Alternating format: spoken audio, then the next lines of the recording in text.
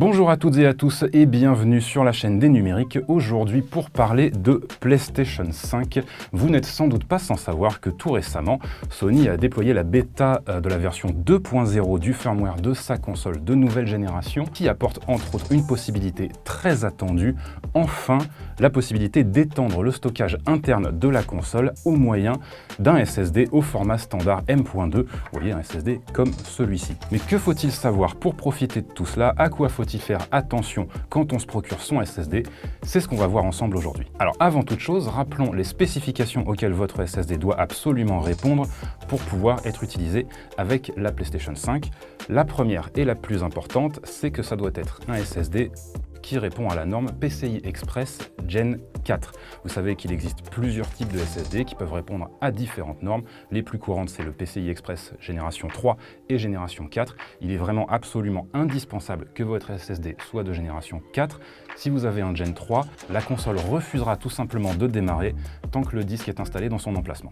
Je dois avouer que personnellement je trouve ça un peu dommage, ça aurait été bien qu'on puisse au moins se servir d'un SSD Gen 3 comme périphérique de stockage pour l'installation des jeux PS4 ou le stockage des captures d'écran, ce genre de choses, exactement de la même manière qu'un disque dur externe, mais malheureusement, à l'heure qu'il est, ce n'est pas le cas. Et enfin, l'autre contrainte que votre SSD doit absolument respecter, c'est une contrainte d'encombrement. Il faut évidemment que le SSD puisse rentrer physiquement dans l'emplacement prévu dans la console, mais ça évidemment, on va mieux le voir une fois qu'on aura commencé à la démonter. Alors les SSD qu'on peut utiliser dans sa PlayStation 5, je l'ai dit plus tôt, ce sont des SSD au format M.2. Le format M.2, si vous êtes un connaisseur du monde du PC, vous connaissez forcément. Pour les autres, peut-être pas. Alors le format M.2, en fait, vous voyez, c'est ce format-là, c'est une toute petite carte, comme ça, avec un connecteur parfaitement standardisé, qui donc dans les ordinateurs est utilisé depuis déjà quelques années, mais la PlayStation 5 est la toute première console à vraiment accepter des disques de ce format-là. Alors, il est temps maintenant de procéder au désossage de la console. Donc pour accéder à la trappe à SSD, comment on fait? Alors déjà, la première étape, évidemment, ça va être de retirer le socle de la console. Et ensuite, il faut retirer le panneau latéral qui correspond au dessous de la console. Alors si vous avez une PS5 Digital Edition comme celle-là, déjà félicitations, hein. Avoir une PS5 en soi, c'est quand même un exploit pas banal. Et le panneau que vous allez vouloir retirer, donc c'est le panneau qui, vous voyez, c'est celui-ci qui n'a pas le petit logo PlayStation en haut dans le coin. Si vous avez une PS5 standard avec un lecteur de disque, eh bien c'est tout simplement le panneau qui est du côté du lecteur de disque qu'il faut retirer. Alors comment on fait ça? On prend sa petite main, on soulève le coin ici et on fait glisser légèrement le panneau en faisant très attention à ne pas le faire complètement ripper sur le dos de la console que vous risqueriez de rayer un petit peu. Et ensuite, vous voyez la trappe à SSD, c'est très simple, elle est déjà là. Voilà. Pour ouvrir cette trappe à SSD, écoutez, rien de bien sorcier, voilà, un petit tournevis cruciforme, Philips, PH0, c'est parfaitement standard. On enlève la petite vis.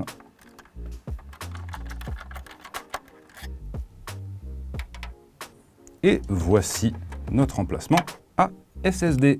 Et donc maintenant, immédiatement à l'intérieur de cette petite trappe, on voit ici le connecteur en fait par lequel vraiment on va brancher le SSD. Et ici, plusieurs pads de vis et une petite vis de rétention ici, qui en fait vont servir pour vraiment fixer le disque à la console. Pourquoi il y a plusieurs pads de vis? Tout simplement parce que des SSD, il en existe de plusieurs longueurs différentes, et le fait d'avoir toutes ces options vous permet de vous assurer que le disque que vous avez acheté pourra être bien fixé dans la console. Alors par contre, attention, vous n'avez pas la même latitude au niveau de la largeur du SSD. Les seuls SSD qui rentreront dans la console sont des SSD de 22 mm de large. Sachez qu'il existe aussi des SSD de 25 mm de large. Ceux-là, il faut les éviter parce que vraiment physiquement, ça ne rentrera pas. Après, pas de raison de s'inquiéter non plus. Il faut savoir que la très vaste majorité des SSD M.2 vendus dans le commerce sont des SSD au format 2280. 2280 pourquoi? 22 mm de largeur, 80 mm de longueur.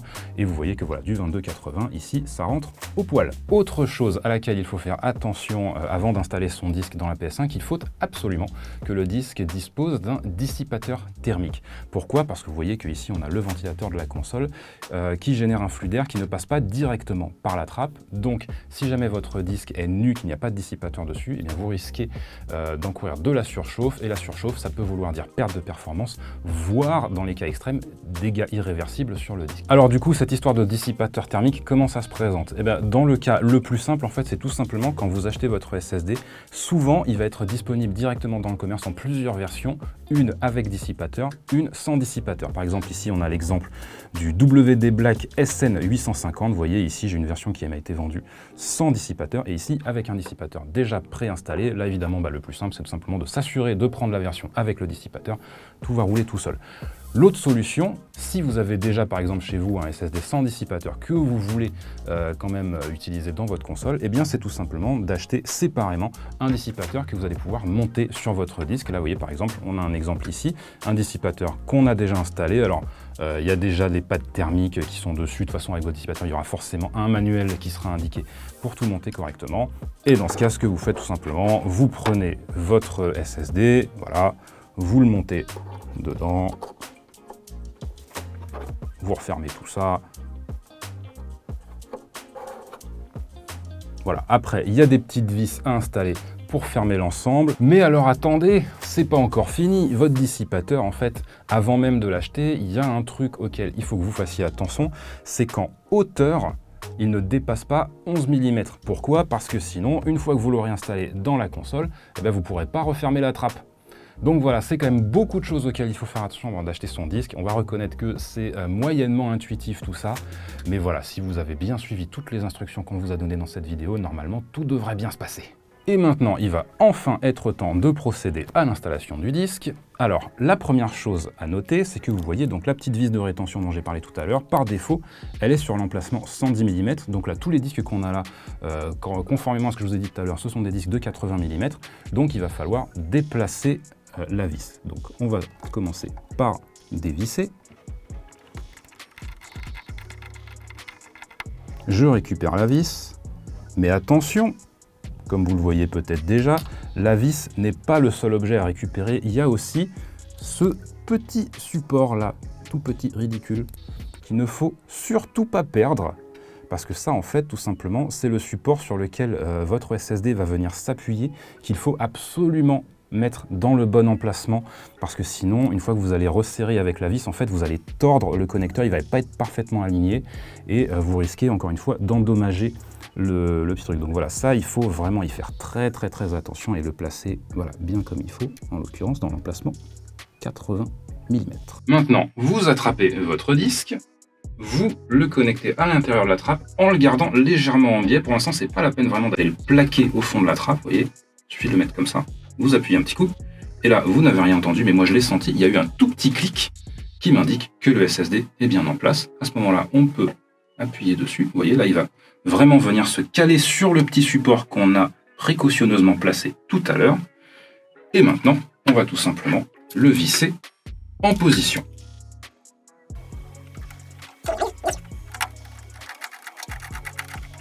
Et voilà, un SSD bien fermement attaché.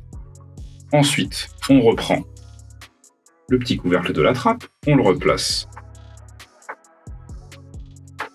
bien comme il faut, et lui aussi, on le revisse en position, vous voyez, avec cette petite vis très rigolote qui a des petits logos carrés, croix, triangle et rond.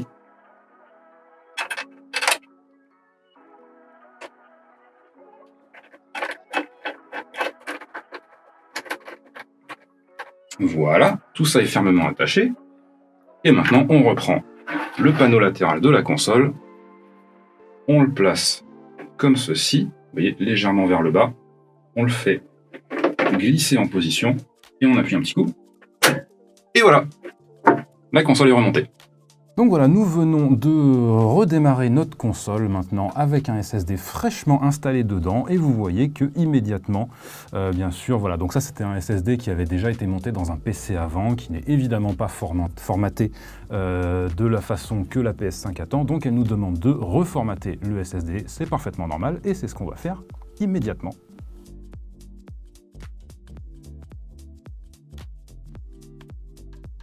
Après tout ça, il nous reste tout de même une grande question encore à évoquer, qui est celle bien sûr des performances.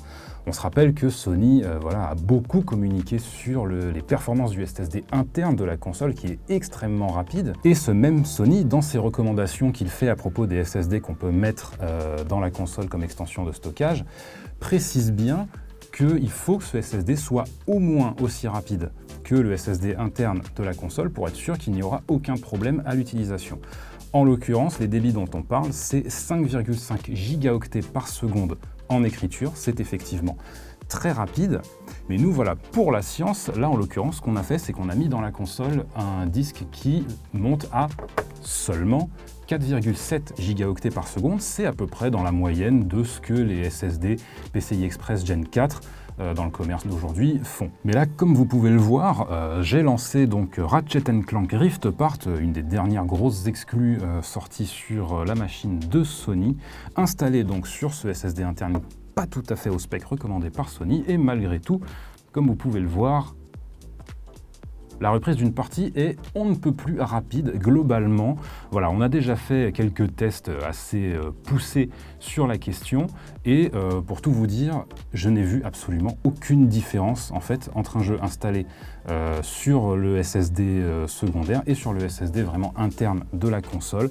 L'expérience est la même, les temps de chargement sont globalement les mêmes. On a essayé sur plusieurs jeux PS5, Ratchet & Clank, Returnal, Dirt 5 aussi, pour voir ce que ça donne sur un jeu un peu moins à la pointe de la technique. On a essayé aussi sur des jeux PlayStation 4 en rétrocompatibilité, notamment The Last of Us Part 2. Et là-dessus, petite surprise, figurez-vous que le jeu charge très légèrement plus vite quand il est installé sur ce SSD. Pas au spec recommandé par Sony. Alors quand je dis plus vite, bon rassurez-vous, hein, c'est négligeable, on parle d'un temps de chargement qui descend de 50 secondes à 48 secondes, 4% de différence, voilà, on va pas s'en émouvoir. N'empêche que, on a répété l'opération plusieurs fois et vraiment, on peut vous confirmer que ça charge très légèrement plus vite sur le SSD qu'on a installé nous-mêmes dans la console. Alors pour tout vous dire, en fait, concrètement, aujourd'hui, entre un SSD, on va dire modeste, comme ce Seagate FireCuda 520 qui est installé en ce moment dans la console, et un autre plus haut de gamme, comme ce WD Black SN850 que l'on a ici, là, le seul endroit où on va vraiment voir une différence, en fait, c'est sur la vitesse de transfert des jeux. Voilà, un jeu qui est déjà installé sur le SSD interne de la console qu'on va vouloir déplacer sur cette extension. Et bien là, effectivement, on constate que ça va beaucoup plus vite si on a un SSD vraiment aux normes recommandées par Sony que si on a un SSD qui est en dessous de ça. Alors voilà, est-ce que c'est vraiment quelque chose qui mérite qu'on dépense sensiblement plus d'argent pour avoir un SSD vraiment haut de gamme, vraiment au spec? Je laisse chacun répondre à la question. Mais évidemment, tout ça mérite malgré tout une petite mise en garde. Il ne faut pas oublier que, voilà, à l'heure qu'il est, on est encore dans la première année d'existence de la PlayStation 5. Et en vérité, il n'est pas impossible que plus tard, dans 1 an, 2 ans, 3 ans, on ait des jeux qui arrivent et qui vont, pour leur part, vraiment exploiter à 100% la vitesse de transfert permise par le SSD interne de la console. Est-ce que, à ce moment-là, les gens qui auront acheté un SSD en dessous des specs ne regretteront pas les petites économies qu'ils ont faites quelques années auparavant? Honnêtement, on ne peut pas l'affirmer aujourd'hui. Donc, pour tout vous dire, moi, à titre personnel, je trouve quand même que ça a du sens, voilà, de suivre consciencieusement les recommandations de Sony, de s'assurer de prendre un disque qui atteint bien au moins ces 5,5 gigaoctets par seconde recommandés par Sony. Et bien sûr, avant tous vos achats, je vous recommande d'aller voir les tests de notre rubrique informatique et de Régis en particulier qui vous informera si le modèle qui vous intéresse correspond bien à ce critère. Et donc voilà, c'est à peu près tout ce que j'avais à vous dire sur cette nouvelle prise en charge des SSD M.2 par la PlayStation 5. Alors il faut savoir que le nouveau firmware, voilà, c'est malgré tout pas la seule nouveauté qu'il apporte. Il y a des petites modifications dans l'interface de la console, notamment le fait que maintenant, vous voyez, si par exemple vous voulez télécharger un jeu cross-platform qui existe aussi bien sur PS5 que sur PS4, maintenant la console vous demande très explicitement, avant de lancer le téléchargement, laquelle des deux versions vous voulez télécharger. Ça peut être très pratique, notamment pour un FIFA.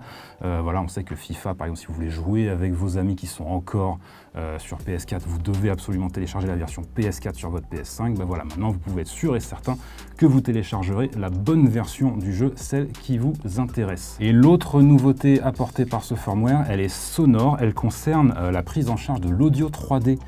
L'une des autres grandes attractions de la PlayStation 5, qui jusqu'à présent n'était fonctionnelle que lorsqu'on jouait au casque, avec un casque audio donc branché soit sur la manette, soit en USB sur la console, eh bien figurez-vous que maintenant, ce son 3D, on peut aussi l'utiliser, vous voyez ici, avec des simples haut-parleurs de téléviseur. Et quand j'active voilà, cette petite option, eh bien, voilà, on a une virtualisation surround qui se met en place. C'est un peu le même genre de virtualisation surround qu'on peut avoir sur des barres de son notamment.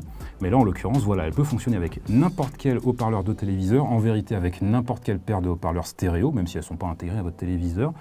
Et petite astuce rigolote, cette virtualisation elle peut même s'adapter, vous voyez, à une calibration acoustique qui se fait en utilisant le micro de la DualSense qui est juste ici.